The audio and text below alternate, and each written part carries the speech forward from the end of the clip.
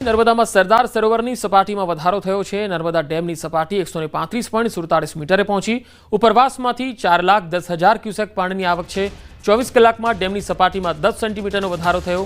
નર્મદા ડેમના 15 gate 2.4 metre ખોલાયા। નદીમાં 3,18,000 cusec પાણી છોડાયું। ભરૂચ, નર્મદા, વડોદરા કાંઠાના ગામોમાં એલર્ટ આપવામાં આવ્યું। તો નર્મદા ડેમના 15 ગેટ 2.4 મીટર ખોલાયા છે। નદીમાં 3,18,000 ક્યુસેક પાણી છોડવામાં આવી રહ્યું છે। સરદાર સરોવરની સપાટી વધતી જઈ રહી છે અને 135.47 મીટરે પહોંચી છે। બનાસકાંઠાની વાત કરીએ તો બનાસકાંઠામાં અંબાજી પંથકમાં ધોધમાર વરસાદના અહેવાલ છે।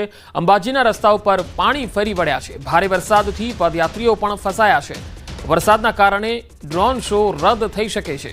ચાચર ચોકમાં 400 ડ્રોનનો એક શો યોજવાનો હતો। ભારે વરસાદથી પદયાત્રીઓ અને વેપારીઓ પણ અટવાયા છે, કારણ કે રસ્તા ઉપર વરસાદી પાણી ભરાઈ ગયા છે અને વરસાદ ફૂલ પડી રહ્યો છે।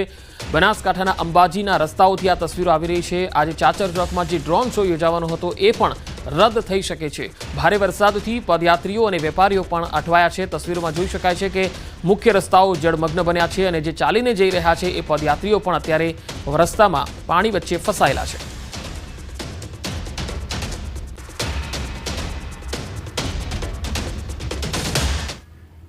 અંબાજીમાં વરસાદ વચ્ચે પદયાત્રીઓનો પ્રવાહ યથાવત છે। પાલનપુરમાં વરસાદ બાદ પાણી ભરાઈ ગયા છે। પાણી વચ્ચે પદયાત્રીઓ અંબાજીના માર્ગે અનેક મુશ્કેલીઓ વચ્ચે પદયાત્રા કરી રહ્યા છે અને અંબાજી તરફ આગળ વધી રહ્યા છે। તસવીરોમાં જોઈ શકાય છે કે પાલનપુરના જે રસ્તાઓ છે તેમાં વરસાદી પાણી ફરી વળ્યા છે, પરંતુ પદયાત્રીઓ અને શ્રદ્ધાળુઓના શ્રદ્ધામાં જરાય પણ ઓછું થઈ નથી, તેમનો ઉત્સાહ જરાય ઓછો થયો નથી અને તેઓ અંબાજી તરફ આગળ વધી રહ્યા છે।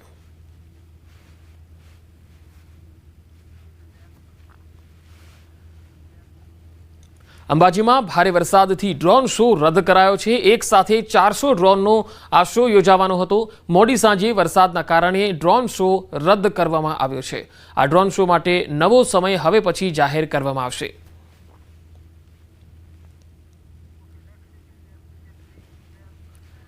સાબરકાંઠા જિલ્લામાં વરસાદી માહોલ છે। મોડી રાતથી જ જિલ્લામાં ધોધમાર વરસાદ। જિલ્લાના તમામ તાલુકામાં વરસાદ પડી રહ્યો છે। નીચાણવાળા વિસ્તારોમાં પાણી ભરાઈ ગયા છે। વડાલી, પ્રાંતિજ, ઈડર અને તલોદમાં વરસાદ। હિંમતનગર, ખેડબ્રહ્મા અને પોશીનામાં પણ વરસાદના અહેવાલ આવી રહ્યા છે। મોડી રાતથી જ અહીંયા ધોધમાર વરસાદ પડ્યો, જેના પગલે મુખ્ય રસ્તાઓમાં ટાયર ડૂબી જાય એટલા પ્રમાણમાં પાણી ભરાઈ ગયા છે। વાહન ચાલકોને તકલીફનો સામનો કરવો પડી રહ્યો છે। અહીંયા ટુ વ્હીલર ચાલકો અને ખાસ કરીને નોકરિયાત વર્ગ, વેપારી વર્ગ ખૂબ જ પરેશાનીનો સામનો કરી રહ્યા છે, કારણ કે મુખ્ય રસ્તાઓ જળમગ્ન બની ગયા છે। હિંમતનગર, ખેડબ્રહ્મા, પોશીના, ઈડર આ તમામ વિસ્તારોમાં ધોધમાર વરસાદ પડ્યો।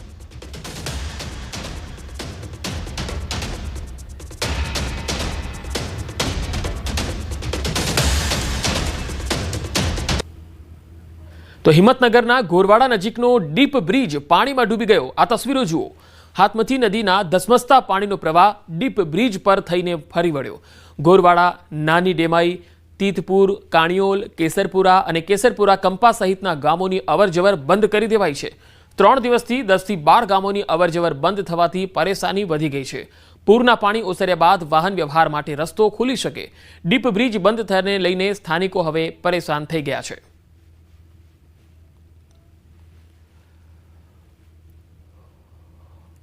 તો વાત હવે અરવલ્લીની। અરવલ્લી જિલ્લામાં ધોધમાર વરસાદ। મોડાસા શામળાજી હાઈવે પર ધોધમાર વરસાદ ખાબક્યો છે। મોડાસાના ગ્રામીણ પંથકમાં ધોધમાર વરસાદ પડ્યો। જીવનપુર, ઈસરોલ સહિતના ગ્રામ્ય વિસ્તારોમાં પણ ધોધમાર વરસાદના અહેવાલ આવી રહ્યા છે।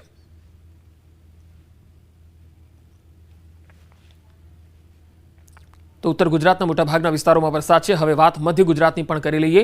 વડોદરામાં ધોધમાર વરસાદથી મુખ્ય રસ્તાઓ પર પાણી ભરાયા છે। વડોદરા શહેરના રોડ રસ્તા પાણીમાં ગરકાવ થઈ ગયા। સયાજીગંજ, જેલ રોડ, દાંડિયા બજારમાં પાણી ભરાઈ ગયા। અલકાપુરી, ગરનાળુ પર પાણી ભરાઈ જવાના કારણે બંધ કરી દેવાયું। રાત્રે વરસાદથી શહેરના અનેક વિસ્તારો અને જગ્યાઓ પર પાણી ભરાઈ ગયા છે। તસવીરોમાં તમે જોઈ શકો છો।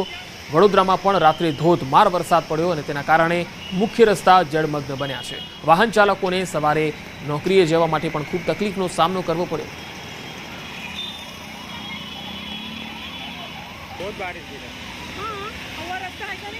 વડોદરાથી આ તસવીરો આવી રહી છે। જોઈ શકાય છે દાંડિયા બજાર, અલકાપુરી, ગરનાળુ પાણી ભરાવાના કારણે બંધ કરી દેવાયું છે। મુખ્ય રસ્તાઓ જળમગ્ન થઈ ગયા છે। વડોદરા શહેરમાં ધોધમાર વરસાદ રાત્રિથી જ પડ્યો અને તેના કારણે અનેક વિસ્તારોમાં પાણી ભરાઈ ગયા હતા, જેના કારણે વાહન ચાલકોને હાલાકીનો સામનો કરવો પડ્યો।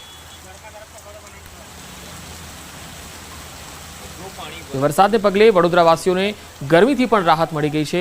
હવે ડભોઈની તસવીર બતાવીએ। વડોદરાના ડભોઈ પંથકમાં ધોધમાર વરસાદના અહેવાલ છે। અહીંયા 3 દિવસ વરસાદનો વિરામ હતો અને ત્યારબાદ ફરી એકવાર વરસાદની શરૂઆત થઈ। એસટી ડેપો, ઝારોલવાગા અને ટાવર વિસ્તારમાં ધોધમાર વરસાદ પડ્યો। છીપવાડ બજાર, કન્યા શાળા વિસ્તારમાં વરસાદ પડ્યો।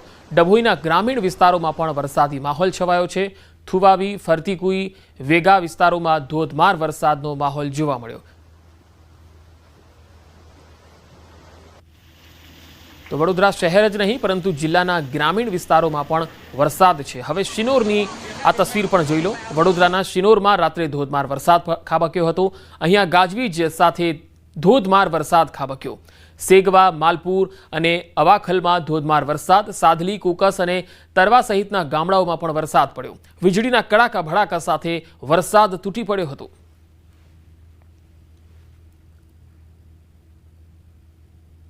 તો મધ્ય ગુજરાતના લગભગ તમામ વિસ્તારોમાં વરસાદ છે। હવે સુરતની વાત। સુરત જિલ્લામાં વહેલી સવારથી જ વરસાદી માહોલ। 2 દિવસના વિરામ બાદ ફરી મેઘમહેર થઈ। કામરેજ, બારડોલી, ઓલપાડ અને પલસાણામાં ધોધમાર વરસાદ પડ્યો। માંગરોળ અને ઉમરપાડા, માંડવીમાં પણ ધોધમાર વરસાદના અહેવાલ છે। સુરત જિલ્લામાં વહેલી સવારથી જ વરસાદી માહોલ જોવા મળ્યો। વધુ માહિતી મેળવીએ। સુરતથી સંવાદદાતા કેતન પટેલ મારી સાથે જોડાયા છે। કેતન, સુરતના ગ્રામીણ વિસ્તારોમાં કેવો માહોલ છે? જે પંકજ ચોક્કસથી વાત કરો, ગુજરાત સરકારના હવામાન ખાતાએ દક્ષિણ ગુજરાતના સુરત જિલ્લો, તાપી જિલ્લો, ડાંગ જિલ્લો, નવસારી જિલ્લાની અંદર ઓરેન્જ એલર્ટ આપ્યું છે। તદુપરાંત 4 થી 8 તારીખ સુધી ભારે વરસાદની પણ આગાહી કરી હતી, જે અંતર્ગત સુરત જિલ્લામાં વહેલી સવારથી જ મેઘરાજા મન મૂકીને વરસી રહ્યા છે।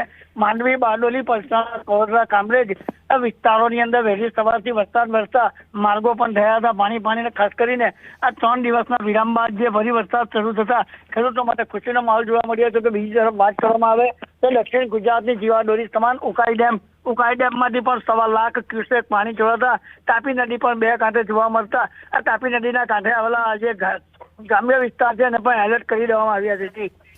જી કેતન, આભાર માહિતી આપવા માટે। હવે વાત મધ્ય ગુજરાતના ખેડા જિલ્લાની પણ કરી લઈએ। ખેડા જિલ્લામાં મોડી રાત્રે ધોધમાર વરસાદના અહેવાલ છે। ભારે પવન સાથે અહીંયા વરસાદ ખાબક્યો। ભલાડા, સાયલા, વસઈ સહિતના ગામડાઓમાં ભારે વરસાદને પગલે પાણી ભરાઈ ગયા। વીજળીના કડાકા ભડાકા સાથે અહીંયા ધોધમાર વરસાદ તૂટી પડ્યો। માતર તાલુકાના ગામડાઓમાં પણ ધોધમાર વરસાદ।